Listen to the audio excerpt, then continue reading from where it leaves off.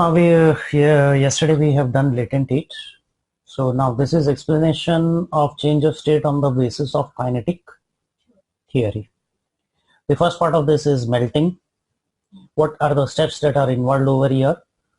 In the first place, we are having the solid is absorbing a certain amount of heat energy. Because of that, the intermolecular forces between the solids will decrease. The next part is intermolecular distance is going to increase between these solids, and as it reaches its melting point, the forces become so weak that a solid gets converted into a liquid. Okay? The bonds between them break. Yes, the bonds are going to become so weak because in the solid state, you see the particles, they cannot slide over each other. In case of liquids, the particles will be able to slide over each other. Therefore, okay, so this is going to happen at its melting point. Therefore, at its melting point, all energy that is supplied is used for change of state and not for change in temperature. That is the last part that is there over here.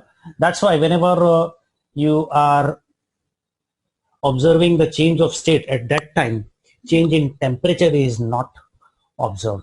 Okay, so this is the last part which I'm going to read that part again. Therefore, at its melting point, all energy that is supplied is utilized for change of state and not for change in temperature. So whenever the change of state is taking place, at that time no change in temperature is recorded unless that substance is a pure substance. If it is not a pure substance, then okay, in that case, this graph which you have seen earlier, okay, this is the graph that you have drawn yesterday. This graph, which is this portion of the graph, is not going to be a straight line if the substance is not a pure substance. So you are just going to copy this part down. I'll give you some time to copy it down. The explanation of change of state on the basis of kinetic theory, and then we are going to proceed ahead. Now the next part is the explanation of change of state, that is the process of boiling on the basis of kinetic theory. Here the liquid is going to absorb heat energy. Here the intermolecular forces will decrease. The intermolecular distance is going to increase. Now, at its boiling point, the forces become so weak that a liquid gets converted into a gas, that is into the gaseous state. Okay, so these are the things that you are going to put it down on the basis of kinetic theory for the process of boiling. Now the vice versa processes are going to take place for freezing and condensation, which you are going to do it as homework. Okay, latent heat formula you have already written that yesterday. Q is equal to M into L. This is the formula that you have already written that down. Okay, Q is amount of heat that is absorbed in joules. Okay, M is the mass, that will be in grams or kilograms. That is the mass of the substance that is undergoing the change of state. And L is the latent heat, that is going to be in terms of joules per gram if the mass is in grams, and will be in joules per kg if the mass is taken in kilograms.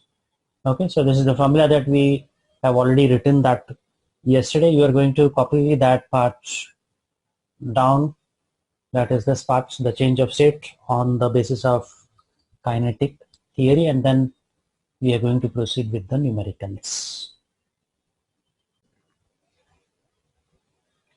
Now this is the numerical that is based on latent heat. Calculate the mass of ice melted in 10 minutes using a heater of power 500 watts. Now here the value of latent heat of fusion of ice given is 336 joules per gram. Okay, the mass of ice melted is what we are supposed to find. The time is given, that is 10 minutes. Power is also given, which is 500 watts. Okay, so now here we are having what is given to us. Okay, yeah, Power is Work done. 500 watts.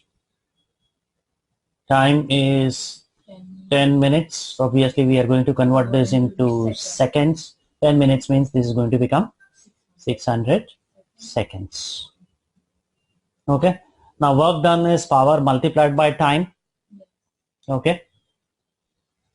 Work done is equal to power into time. Work done over here in this case is amount of heat energy that is absorbed.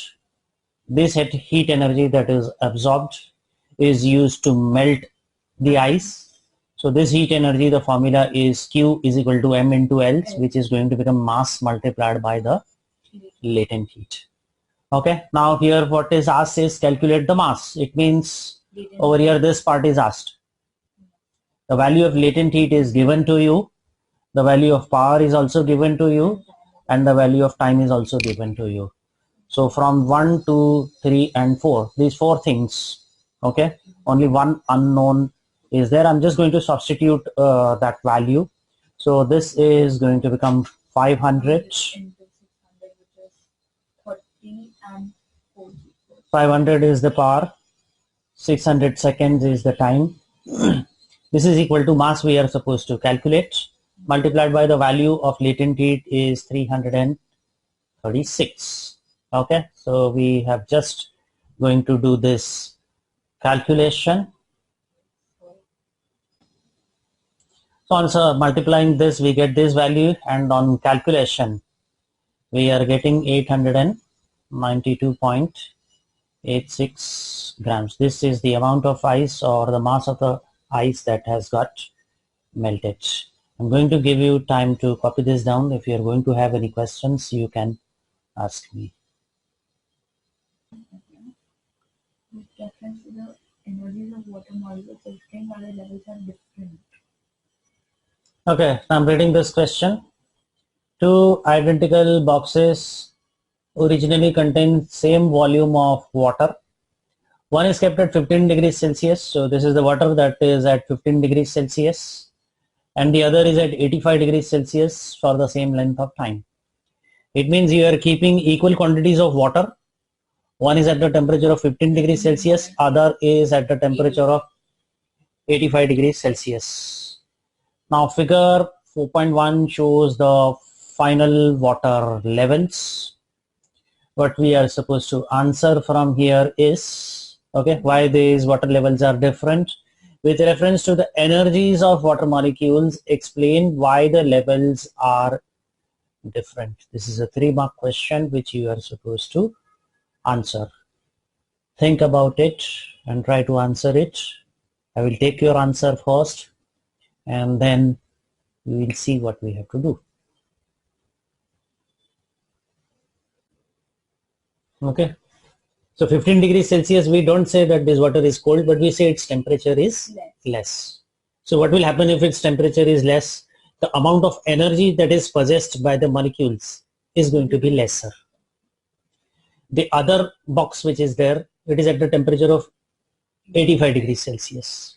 So here the higher temperature is there. If the temperature is higher, the amount of energy, that is kinetic energy, possessed by these molecules also is going to be higher. So if the amount of energy possessed by these molecules is higher, then in that case it will be easier for them to get evaporated. So it will be easier for these molecules, that is these water molecules, in terms of energy, because the temperature is higher. Okay, so they can easily escape out and they can evaporate out easily. Therefore, the rate of evaporation in case of second box is going to be higher. So more loss of water will be there. Therefore, here lesser water level is going to be there in the second box. I have explained you also the answer. Now I want you to write this in your own words and show it to me.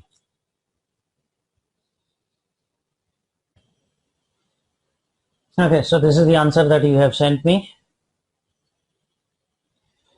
The container with 15 degrees Celsius of water, the temperature will be less, so the energy in the water molecules will be less. The container with 85 degrees Celsius temperature is higher, Okay, temperature is higher, so its energy will be high and the rate of evaporation will be much more faster, and there will be more heat loss. Not only heat loss, also more amount of water also gets evaporated, and therefore the level of water in the second box is lower compared to the first box. So that level of water you have missed out. That one point is missed out over here. Otherwise your answer is okay. Okay, I will first of all tell you to read this question on your own and try to work it out and solve it on your own. Just read that question on your own and try to work it out.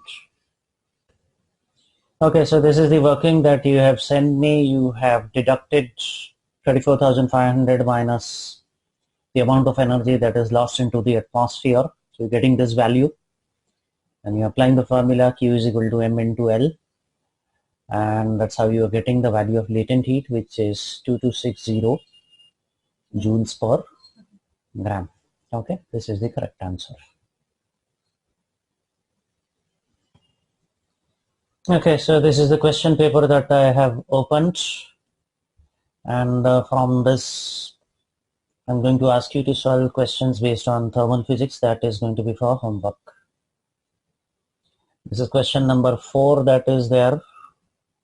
Okay, so this is the question that you are going to solve, and even question number 5, movement of molecules, okay, pressure exerted, etc., average separation of molecules. So question number 4 and 5, basically these two questions you are going to do it for your homework. So this is the next paper that I have opened, May June 07. Okay, we are doing past paper questions for thermal physics.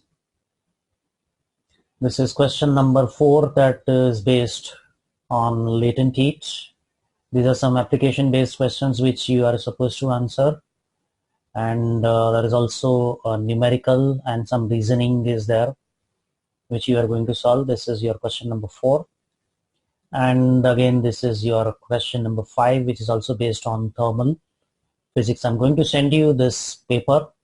You're going to solve these questions, and that is going to be for your homework.